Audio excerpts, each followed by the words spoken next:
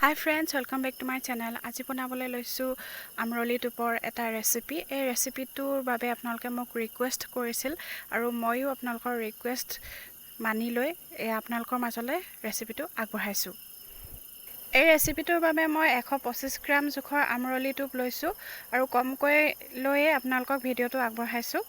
এয়া চাওক একেবাৰে সৰু সৰু আপোনালোকে হয়তো কেমেৰাত ধৰিব পৰা নাই।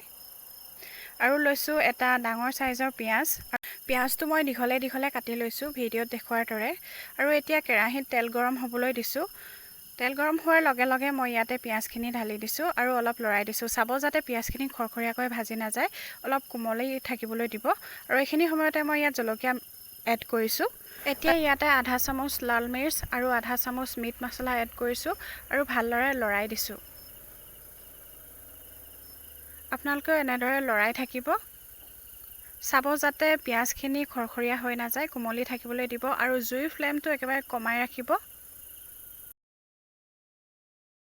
পিয়াজখিনি কোমলি যোৱালৈকে ৰ'ব।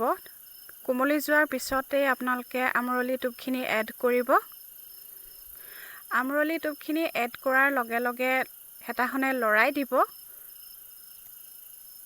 খৰকৈ লৰাব অলপ যিমান পাৰে।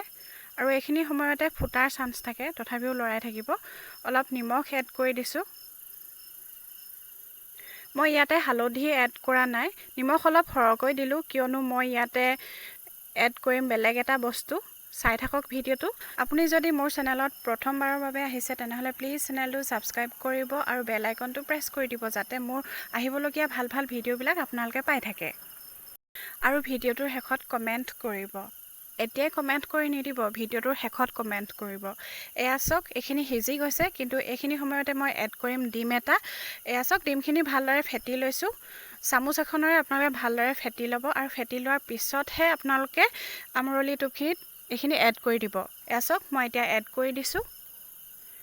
সেইকাৰণে মই ভিডিওটোৰ আগত সৰহকৈ নিমখ দিছিলো। এতিয়া বুজি পাইছে চাগে আপোনালোকে। আৰু এতিয়া এইখিনি ভালদৰে লৰাই দিব। খুব ভাল হয়, অলপ সৰহো হয়। যদি কম পৰিমাণে থাকে আপোনালোকৰ ওচৰত আমৰলি টুপ তেনেকৈ বঢ়াই খাব পাৰিব। বস্তুখিনি সৰহ হৈ যায়, খাবলৈও সোৱাদ লগা হয়। এইখিনিও আপোনালোকে খুব খৰকৈ লৰাব আৰু তেল অলপ সৰহকৈ দিব। এয়া চাওক মোৰ ৰেডি হৈ গৈছে। দেখিবলৈ কিমান ধুনীয়া হৈছে চাওকচোন। আপোনালোকেও ট্ৰাই কৰিব এনেকৈ। ভাতৰ লগত আৰু সাজৰ লগত খাবলৈতো ক'বই নালাগে, গতিকে কমেন্ট এটা কৰি দিব।